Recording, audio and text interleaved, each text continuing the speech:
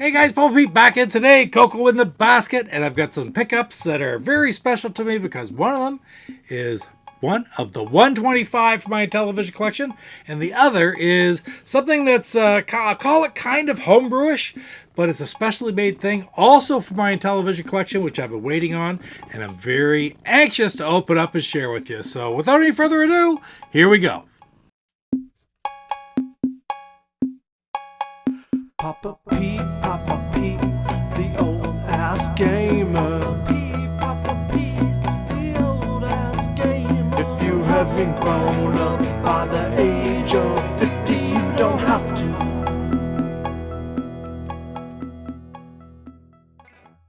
After the video, don't forget to check out IntellivisionCollector.com for all your Intellivision needs. That's IntellivisionCollector.com.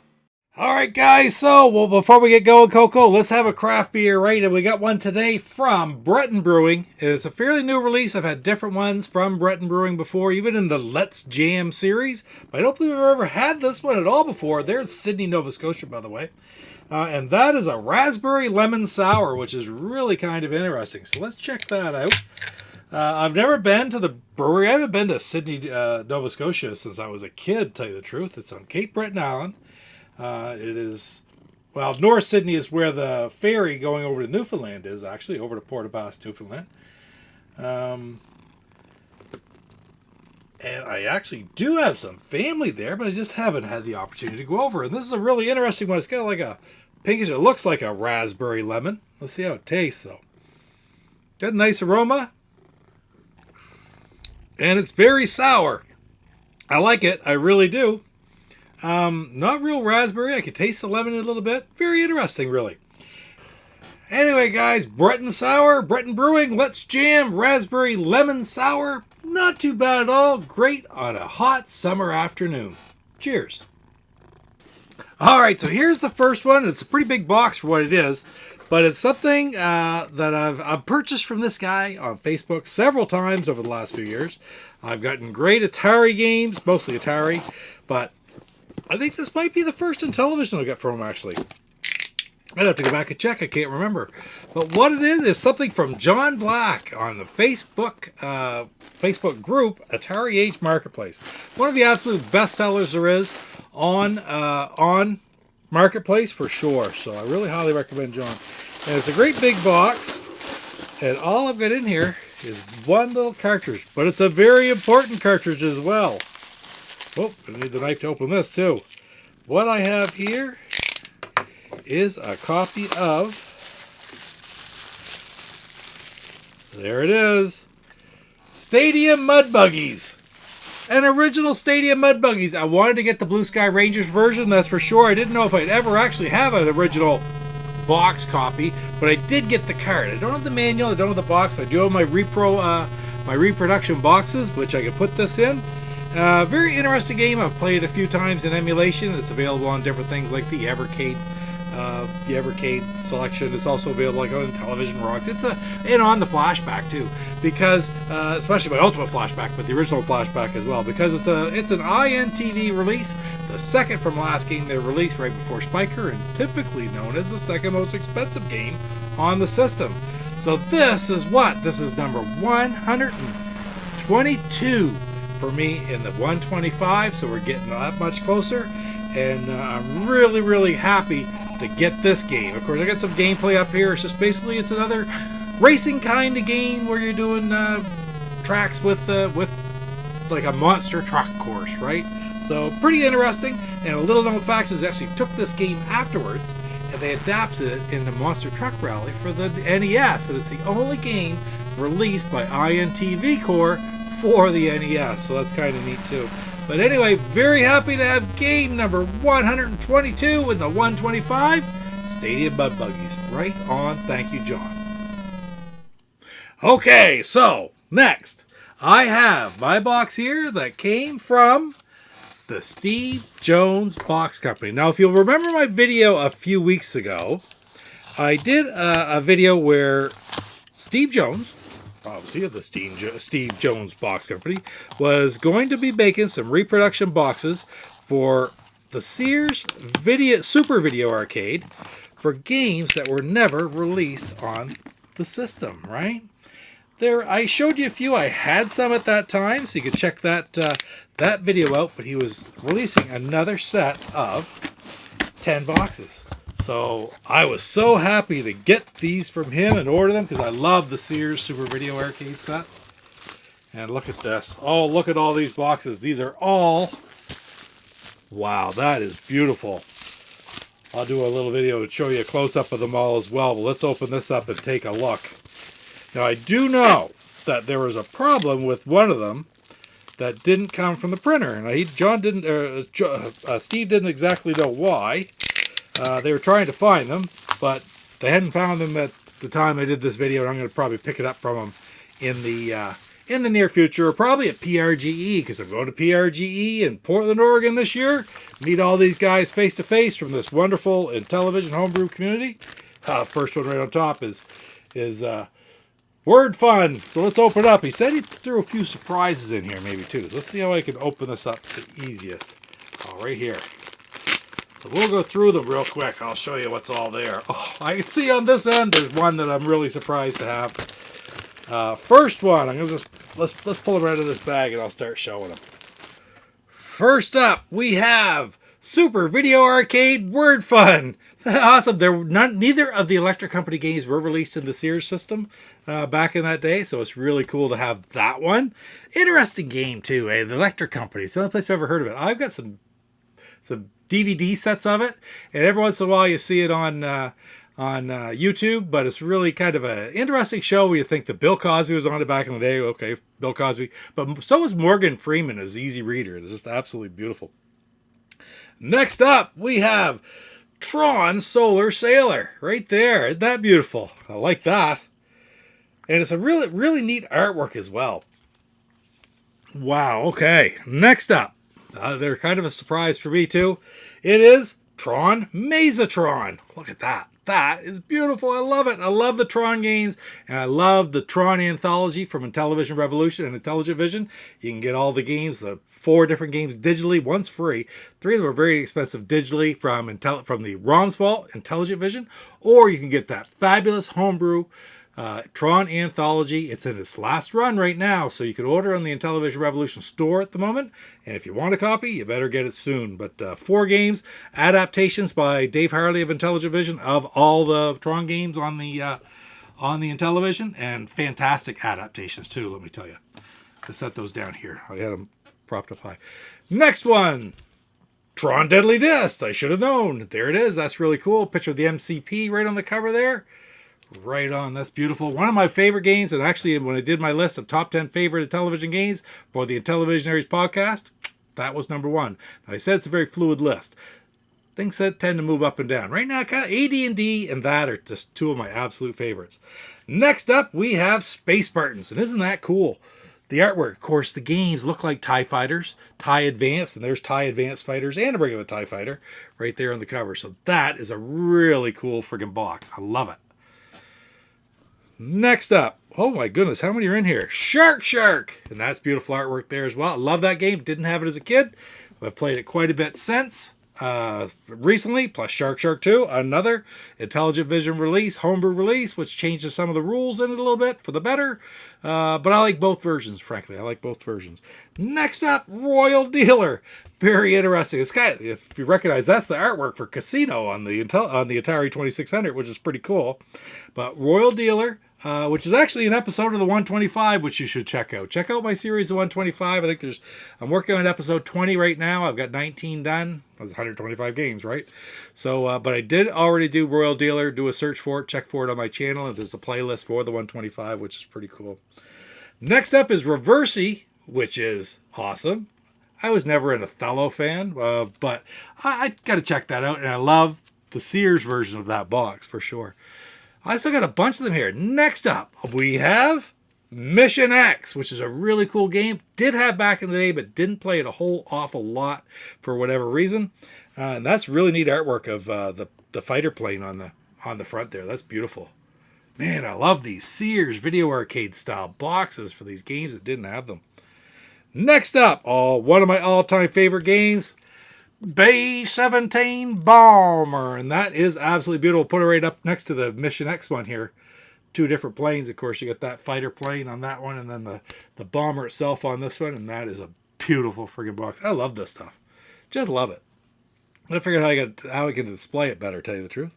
Oh, next up, another Intellivoice game, and we have Bomb Squad. Mattel Electronics presents Bomb Squad. Right on. That is beautiful. It's kind of a neat artwork there as well. Enjoy that. Okay, next up. Pulling it up. Oh, everybody's all-time favorite, Burger Time. And to this day, people still believe that the Intellivision version of Burger Time is better even than the arcade version. More fun to play, better graphics. It's just so smooth. It's just a fantastic game. And I'll plug it again. Intellivision has one called Super Chef Burger Time, which is a different version with more different levels and just some additions and such to it, which is absolutely awesome. Again, available on the ROMs Vault. And you might be able to find a physical copy of it somewhere. I'm not sure. I think it's long out of print, so it might cost a little bit, but still. Fantastic, and that's absolutely beautiful for a game that never actually was released by Sears. None of the licensed games, per se, for Intellivision were ever released for Sears. Only the very early ones. So, what's this one? Well, this is interesting. It's for Buzz Bombers. The only game I could possibly imagine where the object is to kill bees. Not really a great politically correct thing to do, but 1984, 3, 2, whatever it was that they made it, I guess it wasn't as an ecologically significant thing to do, or as much of an environmental faux pas to kill bees as it is nowadays with the way the shortages are and the way the world is. But anyway, that's a great box cover, I'll tell you that. I love it. Next up, chess. And that's beautiful. That's also the artwork from the Atari 2600 version, which I just love having it for the Sears box right there. Not a big chess player. I do know how to play, but I've never taken the time to get very good at it, I'll tell you that. And next up we have, this is pretty cool artwork, we have Donkey Kong. Absolutely notorious, I guess we would say. Very curious, if nothing else, famous port of the game for the television system. Known as one of the absolute worst ports of this game ever put on any system. And even to the point where there's rumors that Coleco did it on purpose to make their television system look bad versus their own ColecoVision system, so they would sell better. I don't believe that. I really don't believe that's to be the case. I think there's different underlying stories behind the poor quality of this game on the Intellivision. But at the end of the day, who cares? You know, there's all kinds of great versions out there now. DK Arcade, D2K Arcade, the special edition. Just fantastic work by Carl Bueller Jr. And man, right on. This beautiful box, because it never was released for the Sears system, of course, again, like none of the licensed games were. So it's really cool to see it in this type of box with this artwork. Steve just does such a fantastic job on these boxes. It's absolutely amazing. Here we got another one. I think I got more than 10 already. He told me he sent me a few extra. Oh my god, I love this one. Super Video Arcade Dungeons and Dragons. And that is absolutely beautiful. That's the artwork off of the original Dungeons and Dragons box set that I had when I was a kid. This is the regular one, not the pre-advanced Dungeons and Dragons. So that is just too cool. I love that set. And this probably, I will say, as of today, this is my favorite game on the Intellivision system. Is it going to be that way forever? No, things will probably change, but I absolutely love advanced Dungeons and Dragons, or in this case, Dungeons and Dragons, on the system. So that's beautiful. Oh, here we go. Along that line, and I don't know where this artwork came from, but it's absolutely beautiful. Super Video Arcade Dungeons and Dragons Treasure of Tarmin. So again, this one was never released by Sears. Neither one were. Nothing licensed was, and that looks great in that system. All right. Now we're getting to the end now. We still have more. And here's one that's pretty cool. And it is Super Video Arcade Lock and Chase. And that's pretty neat too. I love that artwork. Absolutely beautiful. I love it. Excellent. Right on. All right. That game, you know, I like playing the 8K version as well, where they took it back and they added the 2 more K to it to make the cornering a little bit better, the control of the looping a little bit better. Plus, they returned the collapsing looping back in the game. And Lock and Chase is another one of the games that I've already done in the 125. So check out that one too. It's really interesting, some of the background story on that game. Next up, here's one of the games that I'm the least familiar with in the entire Intellivision library, and that's Locomotion. I mean, it's a tile slider to get the train to go around and pick up all your passengers along the same vein as Happy Trails. Enough along the same vein as Happy Trails that the Intellivisionaries podcast did Locomotion and Happy Trails in the same episode, which Seabart boycotted because he doesn't like either game. But I digress, and this is really awesome box art right there. I just love the picture of that old steam engine. Huh? That's beautiful. So right on. There's still more, and a few more. All right, what's next? Oh, we started off with what? We started off with Word Fun. We're going to finish it off, the Sears Video Arcade ones anyway, with Super Video Arcade Math Fun. Again, I talked about the electric company license that the original Mattel versions of these games had. And of course, then you had Learning Fun 1 and Learning Fun 2, which come out with the INTV sort of re-releases, a little bit of minor changes. And those are pretty hot after games. Matter of fact, Learning Fun 2 is one of only 3 that I still need, along with Jetson's Way with Words, and of course the infamous Spiker. I almost said Striker. The infamous Spiker. So anyway, Math Fun. That's beautiful. I love that. So he sent me a few extras, just that he had made in the past, and he knows how much I like them. So these are all total surprises for me. And I don't even know what this is. Sie werden schon sehen, was sie davon haben, wenn seit. It's obviously German. Intellivision Zoom vor Spielen. I'm going to have to ask Michael Linzer what this says, because I can't read it. It is a German box, probably for a demo cartridge or something. But very, very interesting. Of course, I'll put some pictures right in here, get a little bit closer look. It's got little screenshots of different ones on it. Is what makes me think it's a demo version, but that is really freaking cool. Another hint that it's a demo cartridge or demo version. Take a look at this one.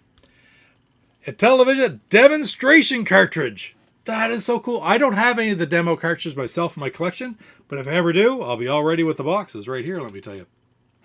Beautiful. Next up, it's another one.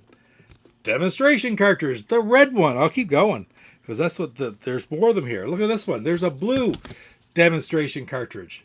I've seen pictures of these all online before, like that they actually, these cartridges or these boxes existed for those demo cartridges back in the day, and they're hotly collectible.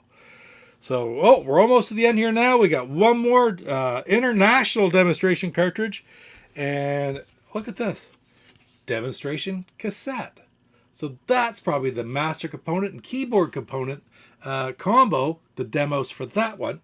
Whereas this is the cartridge that came with it, the international version. So that is too cool. Man, I can't get over it. That's some amazing, oh my word, look at them all. Amazing boxes right there. Reproduction boxes from Steve Jones.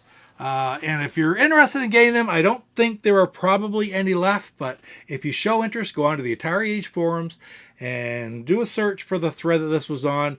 If there's more interest, I'm sure that there could be more runs produced if there's people willing to purchase them. So anyway, right on, Steve. Thank you so much. That is absolutely beautiful. Well, guys, it doesn't get any better than that. That is some pretty good pickups. Look at all these wonderful reproduction boxes right here. I love stuff like this. I just love it. And, of course, for it to be the Sears Super Video Arcade, which is it's my favorite subset, obviously, of all the different subsets on the Intellivision. Like, yeah, I have all the Colecos and all the Activision stuff. But the Sears set, when I completed that a while back, that was my absolute favorite because some of the first games that we got when I was a kid were the Sears versions. So, and then, Stadium Mud Buggies. Man, just one step closer. Yeah, it's just the card only. I can live with that. I just want to try to get the 125. And again, it's not a race. It's a journey. So will I get there someday? Maybe I will someday. Maybe I won't, but that's okay too. Either way, I'm really going to have fun with the trip. So anyway, guys, thank you so much for spending a little bit of time with Coco and I here today as I went through all these great pickups, and we will see you in the next one. You take care. Papa Pete, the old ass gamer. Papa Pete, the old ass gamer. If you haven't grown up by the age. Hey, it's Paul Nerman or Nermix from the Intellivisionaries podcast, and you're watching Papa Pete, the old guy gamer.